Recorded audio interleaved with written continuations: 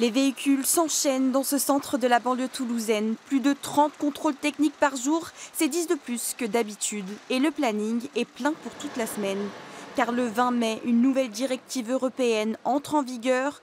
De nombreux automobilistes veulent la devancer. Moi, j'ai un véhicule que je viens d'amener aujourd'hui. C'est un véhicule que j'entretiens, j'ai un retour de contrôle technique uniquement pour le frein à main.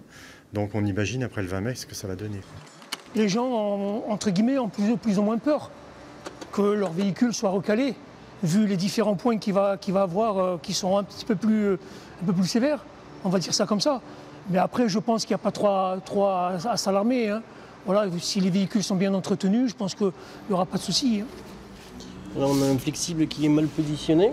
Le nouveau contrôle technique se durcit. Les points à surveiller seront plus nombreux, tout comme les défaillances soumises à réparation. Cette voiture est ancienne, mais elle est en bon état. Le nouveau point, c'est la défaillance critique. Donc c'est la défaillance avec interdiction de circuler le lendemain du contrôle. Donc on a toujours 2 mois pour faire les réparations, mais interdiction de circuler le lendemain. Un contrôle plus sévère pour limiter l'impact des véhicules sur l'environnement et diminuer le nombre d'accidents. Mais la sécurité a un coût. Je ne pense pas que je m'engage beaucoup à dire que ce sera beaucoup plus cher. On sera au-delà du coût actuel, qui est de l'ordre de 70 €.